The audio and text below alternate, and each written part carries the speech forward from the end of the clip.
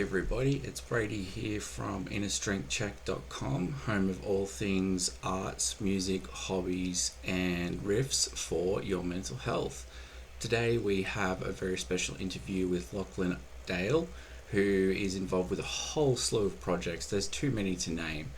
In our discussion, we go through everything from his experiences with getting more into classical and Eastern music, as well as the realities and challenges that both musicians and record label owners, of which Lachlan is too, art as Catharsis and worlds within worlds.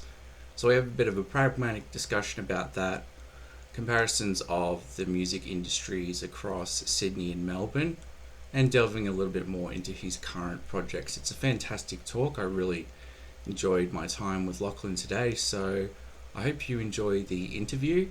If you're listening to this in podcast format, it may have come out a little bit later than the YouTube edition. However, you can always refer back to YouTube or between Spotify or any other apps out there. We're on a number of streaming services and platforms. And if you want to check out the video version or the audio only, that option is there. As always, peace, love, and grindcore. Now, time for the interview. Thank you very much. There we go. Zoom lady has said that we have started the recording. So awesome. Welcome to innerstrengthcheck.com, home of all things music, hobbies, and creative pursuits for your mental health. And my name is Brady. I'm the humble podcast owner, and I am here with a man that I gotta be honest, Lachlan, you have so much going on. You're one of the first people I've interviewed where I've had to draw a mind map for to keep up with where you're at. So I thought I'd start off with rather than trying to tease apart everything you've got going on, just asking how things are for you in general, with having Yeah, recently pretty moved to pretty Melbourne. well. Yeah, Mm, pretty well. I mean, Melbourne is in terms of the opportunities down here musically and artistically, there are just so many. yeah, My yeah. band Black Aleph has just released a record, and the reception in general has been great. But I think Melbourne has been particularly enthusiastic and supportive. Hmm. So it's been great to connect with the new musical community that's so passionate about independent underground artists. Yeah, yeah, there's a huge flavor for it in Melbourne, and Melburnians are definitely particularly passionate about their music. Is that something that you've noticed in terms of, I guess, coming from Sydney, right? The capacity for people to engage with live music in Sydney is a bit reduced with Mm. a lot of venues closing down and that sort of thing. What are the differences you've Yeah. noticed in that respect since moving over? Yeah, I'm tempted to say that, to some degree, venue. No, I won't. Maybe that's not correct. I mean, the differences are basically that Melbourne has so many more venues at every level that in Yeah. turn helps cultivate more and different, like diverse music and artistic scenes. Mm, mm, So yeah, I do think the venue closures are actually a really big part of the problem. In mm. Sydney, everywhere in Australia is seeing some issue with kind of legislation with noise complaints, this type of stuff over the Yeah. last 15 years. But now it's just crazy rent prices Mm, that I think are making it really difficult for small to medium venues to open up. Whereas yeah. in Melbourne, I've been to a number of venues that are, a max capacity could probably fit 40, 60 people. Mm, They can be beautifully outfitted. They host really interesting experimental music. People come out to it. And mm. I think those are the kind of grassroots venues that really help scenes flourish and Yeah. bring kind of new artists and musicians into the fold so they can go off into the larger, medium-sized venues, larger venues, etc. So I Mm, just feel like the whole ecosystem is healthier here. And I also think it's a little more in the city's culture to support and engage with art and music in a way that, mm, it's there in pockets in Sydney, but it mm. doesn't feel as soaked into the culture and the Yeah. fabric of the city. Yeah, yeah. I definitely noticed that having moved from Brisbane to Melbourne myself as well.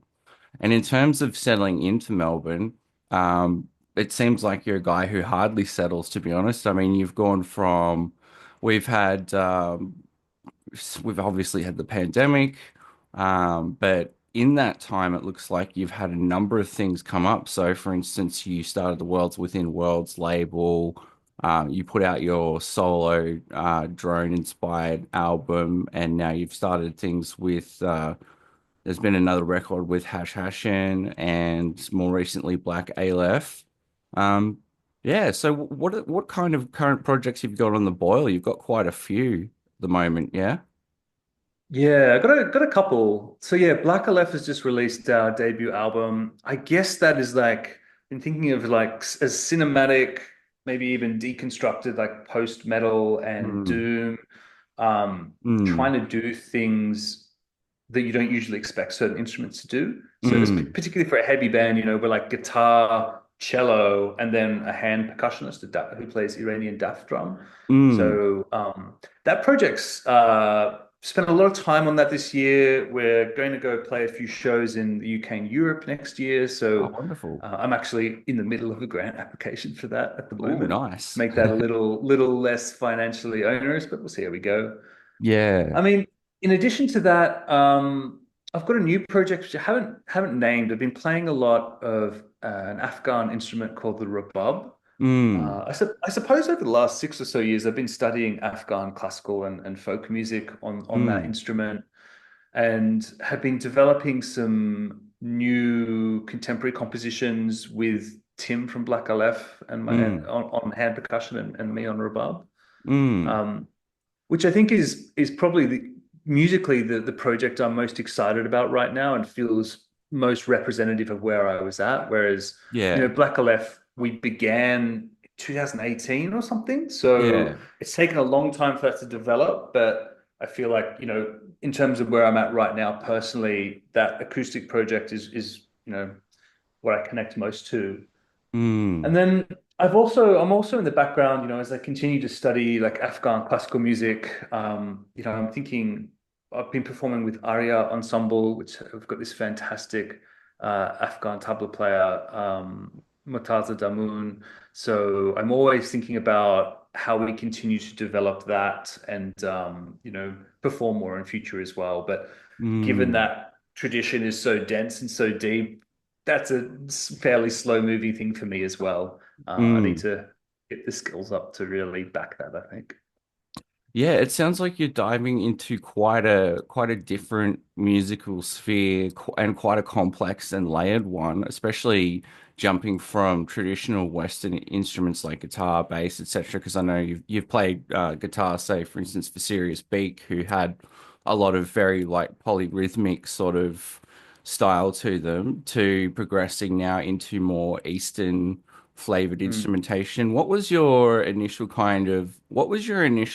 I guess, inspiration for wanting to mm. explore um, Eastern music and the Yeah, I mean, rebab? as a musician, I find I need a constant stream of new music to inspire me. Like I just Mm, need it. mm, And I need to search for it. I need to spend time digging through music. And yeah, it's just kind of part of and for me, like creating music is not a question. Like I need to do it. yeah, I don't know what would happen if I stopped. I yeah, don't want to think about yeah, it. So, part of when we were playing with Hashhashin, I had a sense that I might be interested in Middle Eastern music, which is a mm, pretty broad term. yeah, Um, but then opportunities started coming up to explore that more meaningfully. So, mm, I went to Tajikistan, just north of Afghanistan, with some of my partner's friends, one mm, of whom was Iranian, the other, they're both extremely well traveled. So we started talking about and sharing music and exploring music in Tajikistan as well. mm, And it set me off on, I guess, trying to find.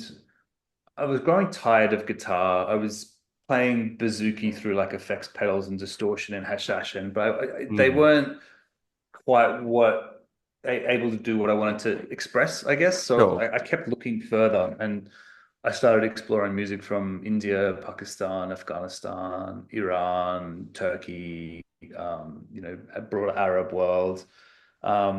Yeah, and just started to find music that I'm connected with and began to dig deeper. mm. So, was there anything on that particular trip, say, to Tajikistan? Because I know you've also been to, I think you've been to Jordan as well. Were there any sort of key moments in your travels over there in that part of the world that really stoked that? Like any sort of Mm, musical or cultural experiences that really push that from a sense of this is something mm, I'm interested in dabbling into, kind of a, yeah. mm. I don't know if I can point to definitely that trip. It was the first time I'd kind of leaned on my music networks to go, hey, I'm going to this region. Is there anyone I should chat to? Mm, And, I ended up meeting someone in the remote mountains who played I think it was kumuz, like a Kyrgyz instrument. So mm, he came to our little hut that we were staying in, like in the mm, mountains, and played for us, which was beautiful. I met some very interesting Ismaili musicians on the border between Tajikistan and Afghanistan. That was a really beautiful experience. We went out to this, it was the Roof of the World festival, and there were some good artists there, but also some less good artists, like some kind of quirky ex-Soviet kind of vibes going on with a right. few of the Yeah. artists, like Cool. kind of Yeah. incongruous. But Mm. we met up with a musician there, said hello, introduced ourselves, and he ended up inviting us back to his mate's place. It was like 1 a.m. by this time. But he knocked on the door and they ushered us in, took them down to their music room by this rushing river. And we were there alone for 5 minutes, and just plates of food started coming out, and a bunch of musicians came down, and they gave the four of us a private performance as we kind of sat and chatted with them, and had Wow. food. And this is very music I'd never heard before, very hypnotic, Mm. Pamiri Ismaili music, which was very powerful. And Mm. I think outside of the realms of what I've kind of expected or experienced. Sure. So, but I travel a lot, and I do try and see music when I'm traveling. Like I remember going to the Sacred Music Festival in Jodhpur in Rajasthan, India, and starting to engage more with music in that space as well. So I think an interest in other cultures, and other artistic styles has always been with me, and Yeah. so this is maybe just the latest kind of evolution of that. Sure. Okay. Interesting. So you're in a stage now at the moment where you're managing the Artist Catharsis label, which obviously you've got a taste for things that are experimental and boundary pushing. You can tell by your musical history that that's been a long-term kind of important value for you. How does it feel? How does it feel for you managing two labels? How does that work out Mm, for you logistically? Because I imagine running two. mm.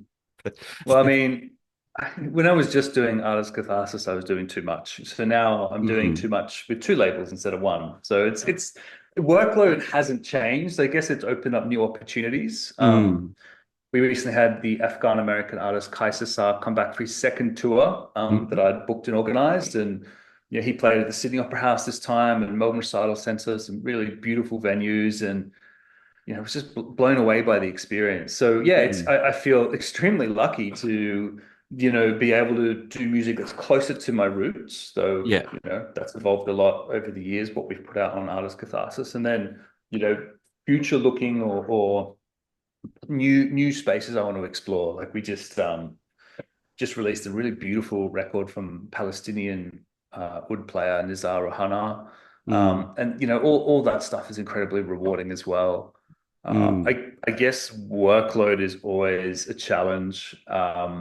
I'm always a busy man, and I'm always mm, struggling to work out how I can better balance things and make things more sustainable. And certainly this mm. Christmas break, as I do every year, I'll be kind of sitting back and reflecting on, okay, so what do I want to focus on and what do I have to let go of a little bit? Because I think when I'm overloaded, then it doesn't do anyone service. I don't, I might want to do everything, but I'm not doing it to the standard that I want to do. Yeah. So yeah, it's definitely a Yeah. tension.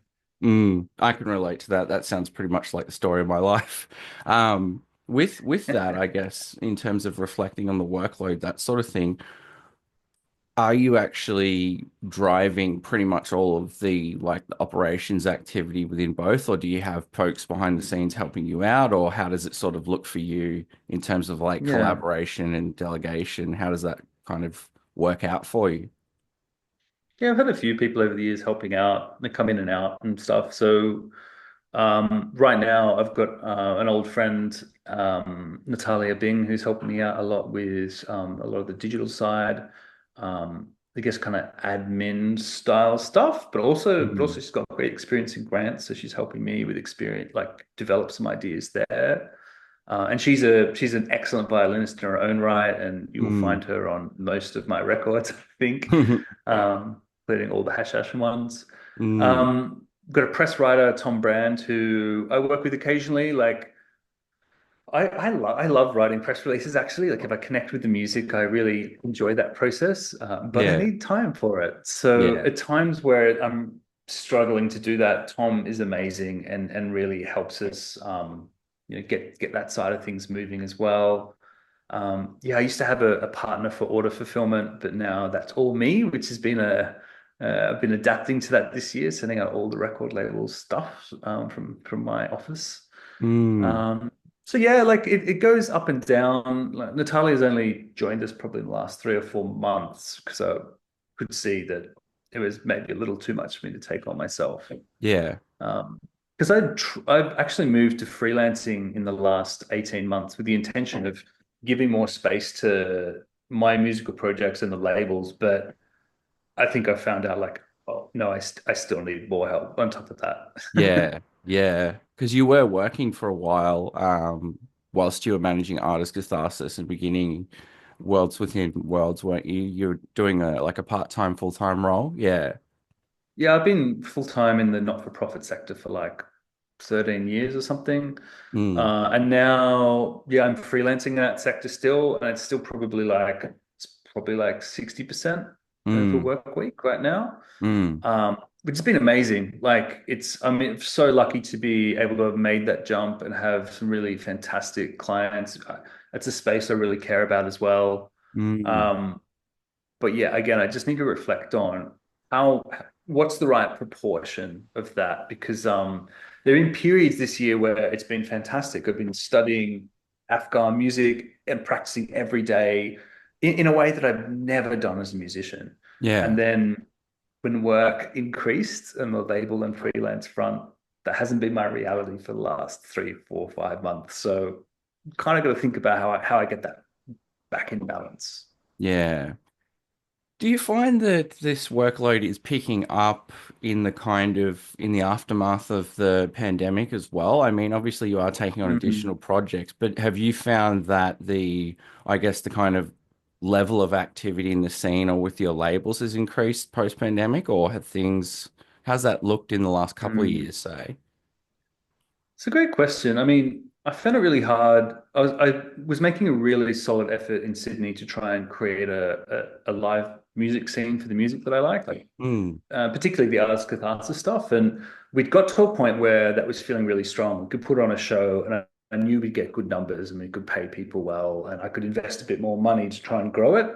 mm, Then pandemic happened, and I guess a lot of people moved out of Sydney or had kids or moved further out into the yeah. suburbs, and it was pretty devastating to come back and see my audience, like 50% of it gone after the pandemic. But that's the reality that I think everyone went through.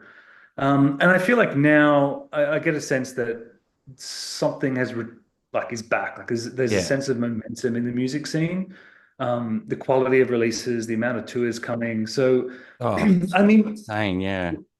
with my workload, it hasn't really changed because I tended to Okay. do a lot of digital releases, and Mm, I do some events, but I'm not like hugely involved in tours. mm, Um, I think the thing that's increased my workload primarily is I started to work with some larger, like more established bands. mm. Um, and also the artists on Worlds Within Worlds, yeah, I'm seeing some momentum there, just more and more interest from, yeah, people like the Sydney Opera House that want to work with me, more people reaching out, wanting to work with those kind of Eastern classical artists. So Mm, yeah, it's been hard because it's also been a period of transition. It's difficult to see before and after. yeah. but the pandemic reshaped things fundamentally on so many levels, and we're always going to keep discovering how it's reconfigured things that and how things used to be before. And I heard people say about the financial crisis in the early 2000s as well. Like these moments really do reshape these industries and these scenes. Mm, mm. On the note of the Sydney Opera House and Melbourne Recital Centre and all those sorts of things, how have you found, was it sort of a smooth transition or was it a bit awkward trying to kind of network in that more classical space? Because that was that sort Yeah. of a new space for you to enter in terms of networking for events and that kind of thing? Absolutely. And to be honest, the groundwork started where I reckon probably like 7 or 8 years ago, I started getting really interested in particularly the Sydney jazz scene. There were just so many Mm, awesome artists there and who I feel like I became the guy, like if they were putting out something pretty weird that like a jazz label wouldn't want to do or something a bit heavier, then I was the guy. So yeah, I started spending quite a bit of time in the Sydney jazz scene and just trying to network with some of those institutions. And mm, yeah, I spent quite a lot of time trying to understand the dynamics of that because how you book, promote, and even pay a jazz band is different to like a rock band. Like there's mm, even those dynamics are different. So I think that was really useful for me in transitioning to the world within world space. mm. I feel like for me personally, I didn't wish I had some success in the jazz space, but I didn't. It's incomparable with the Eastern classical stuff. Like there's just Yeah. this momentum which is running away from me. This interest which is so powerful and so palpable. Mm, I think when you go to one of mm, these events that I think that helped prepare me though. And yeah, it has been a long process of learning how to interact with in some of those spaces. But mainly for me, having the confidence to feel like I actually have something to offer and belong there, and that people might be interested in what we're doing. mm. That's been the biggest shift, I think, for me. Mm, mm. And entering into that scene, do people kind of look at your past history and is there any sort of, oh, that's interesting. Like, I don't know much about the classical scene, whether people have their toes in and out of different things. Do people kind of, Hmm, do they make that's a sort of good comment like, question. oh, art, what's this artist catharsis? What's this heavy stuff, you know?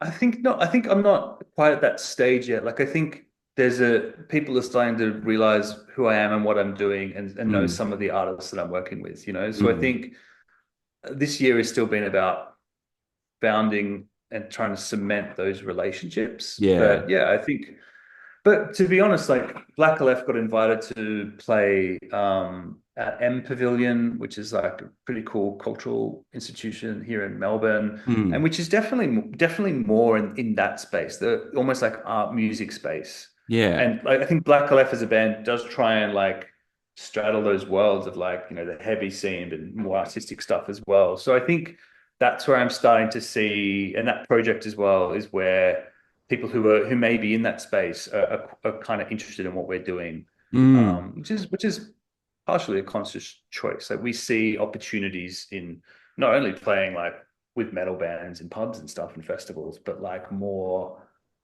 art spaces and more mm. like more of those institutions. So Mm, yeah, maybe that's where I'm seeing the interest come in. mm.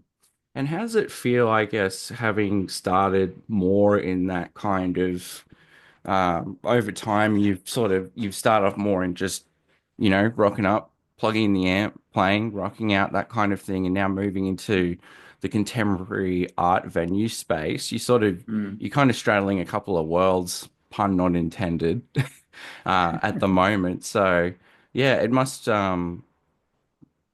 keep you on your toes in terms of adapting Yeah, to a lot of these new environments. to be honest, it's often a lot easier because there's more money. Like if Mm, we even like we played in a venue recently, when we walked in the door and there was a venue manager, they were interested in helping us with our gear. They were like, okay, so what did you want for your rider in your room? Cool. We were going to organize meals for you. And just all this kind of stuff where people, I mean, I think there's more to go around. So they look after you a bit more. So yeah, mm, I think that's been, or, the amount of money they might offer is, significantly different to mm, just playing a pub or something like that. So mm, I think it's been interesting to as I get older, and as for some reason in Black Aleph, I lug around some pretty large amps and gear and stuff, and I'll drive into state with them because I need my sound, to Yeah. have start to see more support as a musician has been interesting. And Mm.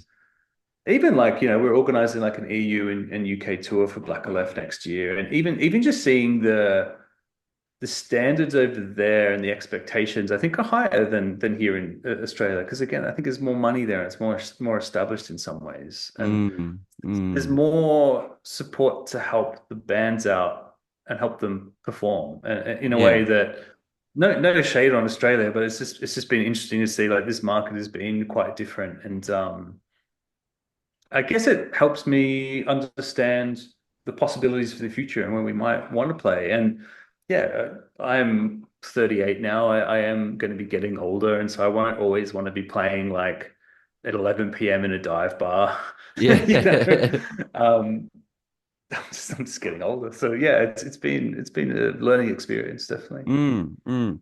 So basically, I think I might be just sort of assuming here, but kind of trying to transplant some of the stuff from your not-for-profit experience. Often those kind of places like Mm, M Pavilion, you've got the financial backing of maybe government grants, universities, that sort of thing. Whereas your average dive bar is just trying to, I think, often survive on, okay, how far do we push increasing the price of pints and entry yeah, versus losing punters? It's maybe a bit more absolutely, razor thin, maybe, especially the cost of living kind of thing. absolutely. Yeah. Yeah, and to be honest, like I don't think that's fair or equitable. Like I think the Mm, the the fact that like jazz artists and classical artists and opera and all this get like a huge percentage of the budget for arts and music, I think actually is not. I think it's kind of bullshit, to be yeah. honest. So no, you're completely right. And there's no these venues have it so incredibly tough, and I love them. I have a lot of value for them, and I do want to support them. I think it's just as I can't do what I could in my early 20s, Yeah. like Yeah. back to back small bars, noisy drinking. Like I think I'm just getting older, but definitely Mm, no like definitely no shade on those venues. They're still incredibly important, and they're incredibly important for what we're doing as well. Just mm, domestic touring and stuff with us, Catharsis. mm. So from my perspective, I guess having lived, so I live in regional Victoria now, but I survived Melbourne lockdown. And I think a lot of listeners or people watching this video will, if they've lived in Melbourne or if they kept an eye on the scene, there was this initial burst of COVID-related government subsidies, and there was a Mm, lot of talk, which, there was a lot of well-intended and meaningful funding that helped some businesses stay afloat, and some venues have struggled with the post-pandemic rise in costs. But we did see a temporary kind of cash injection for funding. mm, Do you think a mm. policy like that, you're talking about, say, for instance, jazz and classical getting a lot of that kind of Yeah, attention, whereas rock music, metal, that sort of thing? I feel for me, it seems like it's still reflecting some of the cultural values, maybe that yeah, hangover of, a little tiny sort of skerrick of that satanic panic, metal is the devil kind of thing. Um, what are your thoughts on what might improve, say, opportunities for yeah. these venues? To be honest, I think this situation is a result of like class and elitism, to be honest. Like Mm, there's a high culture and low culture, and some yeah. deserves respect and money and some doesn't. And like, I mean, I think with Artist Catharsis, we really tried to represent I would say like almost more artistic end of some of these styles. And Mm, I think they can be incredibly sophisticated mm, and they also don't need to be incredibly sophisticated to have value and be worth funding. yeah. So what I would like to see is, in general, just a really strong grassroots support policy for. I think what we need desperately right now are bringing new, younger musicians into the Yeah. fold, and because right, I remember when Blackwire Records existed in Sydney, which is this little record store. Maybe you could cram 100 people in there, Mm, but they just put on so many underground DIY gigs. You would see, a great punk band play. They'd start to get bigger and bigger. Then you'd see younger kids come in, watching their first couple of bands, and then a year later they're playing in their first punk band, and some of them would blow up and start touring Australia. And you see the next kind of wave come. Mm. And so I think being in touch with places like that and lazy thinking in Sydney is, I think, trying to do something similar, is overtly now becoming a not-for-profit and trying to provide a space for new young bands and experimental music. That's Um, fantastic. I want to see more support for like organizations like that, like Yeah. Blackwire, which has been closed for a long time now. They were basically hounded because of council restrictions and not supported, and Oh. that was just irreplaceable. It's Mm. irreplaceable, and the damage is immense. So yeah, I mean, obviously, I do want to see support for um, the pub venues and club venues that still exist, but I really want to see a focus on that grassroots level, and just the recognition that not only is this the huge part of our economy, but we need these spaces to be able to cultivate the artists who in 5 years, 10 years, 15 years are going to be, delivering significant value for the economy, if that's the Yeah. value. If that's the Me, metric. me Yeah. personally, yeah, me personally, I'm it makes me angry talking about music in those terms because I Mm. think it's devaluing art and music to be bringing it back to a commercial interest. I think that's, and Mm. I think that's one of the problems we have in Australia is we don't have this long history of supporting arts and culture and seeing it as inherently valuable. We're a Yeah. younger country and we see it as, well, if I go to a footy game, there's 50,000 people and you've got a gig with 50 people, like, why should we bother? Mm. I think that the kind of public attitudes are a lot tougher here. But, I think all this artistic expression is inherently valuable. And I think it's short-sighted of governments not to do more. Creative Australia, that's a good first step, but it needs Mm. to continue. It needs to be sustained. Um, and a lot more needs to be done, I Yeah. think. Totally agree. So I guess that's on a, and so kind of rounding things up here, that's on a more macro policy level. From your Mm, perspective of someone who's running around with like you've got solo projects, you've got Black Aleph, and you're obviously trying to enshrine experimental and progressive music with your label and mm, dabble more into, a much broader kind of world music focus with your other label, Worlds Within Worlds. For those people listening who are maybe feeling a bit kind of nervous about the state of things, cost of living crisis, that yeah. kind of thing, what sort of advice would you give to someone maybe looking to start up a record Oh man, label it's or so eventually? hard. Yeah, Yeah. interesting. That's really hard. And like, I think it's tough. For ever since I started, in the music scene, I've seen just mind-blowing musicians in Sydney, even ones who are jazz musicians, who aren't classical musicians, or if they're like just like excellent like rock musicians, like they've always struggled. And I think so many of them live hand to mouth, which I think it's condemns Australian society because Mm, they're not valued as they should be. mm, I think for me, I saw that early, and because I don't want art and music to be about money, I actually personally have insulated myself from that. yeah. I have a day job, and even if I'm working part-time now, like I don't need to derive my income from music. Mm, And I can tell you, I absolutely do not. Like, ultimately, these labels are not about making money, and they're not mm, making me money. Hopefully, they're helping out the artists we work with. But yeah. so I think for me, I almost came at it as an informal, not-for-profit kind of space. And for Yeah. me, it was like I don't want to be risking. For a long time, I didn't want to expose myself to financial risk, and so I thought, Mm, I'll be over here. I'll have a job. Uh, I think being a full-time musician is just such a tough ask these days. yeah. Not that people shouldn't try. And then I think in terms of, the record label stuff or the event stuff, like I would just say go for it. Like you don't need to spend a lot of money to be a record label. Like there are labels out there that are purely digital only, just releasing like name your price albums on Bandcamp. And there's nothing wrong with that. That's super helpful. That's still like Mm, supporting a community. So um we desperately need more people. I think, yeah, supporting musicians and creating spaces for them. So, if anyone would like some advice on this stuff, please just reach out to me. I do this a lot. I tell people how I promote releases with publicity or things to watch out for. So, maybe I'll just kind of end with that. Like, if anyone is interested in starting a label or running events, or they've got a release coming up, like, I'd be really happy to, receive a message and share some advice.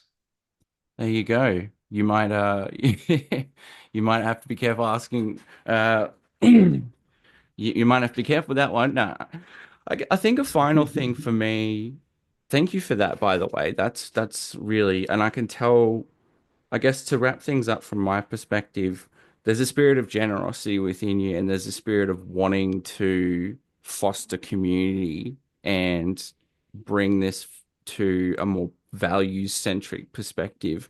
Is that what's helped you ultimately get through? Because you've had quite a lot of turmoil with the pandemic and relocation and all the economic factors. Are Mm, these values ultimately what helps drive you through a lot of these current kind of difficulties in the music scene and the economy and everything? mm. I think, yeah, nearly everything in my life is kind of driven by values and reflection. Like, definitely, it's interesting. Yeah, interesting you framed it like that. But I think it comes back to I just need to play music. Like, Mm, I just need to play music. I use it to process difficult experiences. I use it to kind of grow as a person, to explore different spaces. Like, I just need that so fundamentally. And I also need community, and I have a real respect for community. And I think in this age, like, a lot of us are looking for connection, and it yeah. can be increasingly difficult to have real experiences, real connections when so much of it's like hyper real or simulated. So Mm, yeah, I need to do it, which is why ultimately I'm doing it. But yes, behind that there is this real interest in trying to have, in some way, like, support this kind of world that I want to see, or the things that I value, particularly in an era that is hyper capitalist and mm, increasingly squeezing out so many different ways of just existing in the world. Yeah, I do. I yeah. do think there's like a deeper purpose to that that's really important. Yeah, exactly. We're not exactly, we can't be fully defined by metrics, and part of a good society is valuing those creative and artistic contributions. And I just want to say, just as a wrap up, thank you for your contributions to the space and thank you for continuing on. And I do really hope that we see. I'm imagining that you're not going to slow down anytime soon. Not, but you might not be playing, Rick's at 11 p.m. on a Friday, on a Thursday night. But it sounds like you've got that drive. So I just want to say thanks for your efforts and keep up the good work, man. Thanks, mate. Yeah, I mean, same with you with this podcast. I mean, I started by writing reviews for an online publication, and I fully appreciate this is a really important part of community and ecosystem as well. So, Mm. yeah, there's a lot of time to like edit podcasts and pull this together. So, yeah, I really appreciate what you're doing too. There we go. And to be fair, like, Mutual I gain. reckon next year, I reckon next year I might just form a grindcore band and play in all the bustiest dive bars in the country. So, Yep. I might too. um, Maybe we'll be on the same bill. that would be great. I'd love to do that. Awesome. All right. Thanks so much for your time, Lachlan. And you can check out Lachlan's stuff at artistscatharsis.com. Where else can we find you? Look, I'm just on all the internet platforms. You'll be able to find me if you search for me, Lachlan R. Dale, Worlds Within Worlds. Yeah, All right. Go have a stalk for this guy. He's got plenty of great material out there. Lachlan, thanks for your time, mate. I think our Zoom thing's ending. So it cheers is. and have a good afternoon, man. Thanks, man. Thank you. Thanks, Appreciate mate. it. See ya. Cheers. Bye.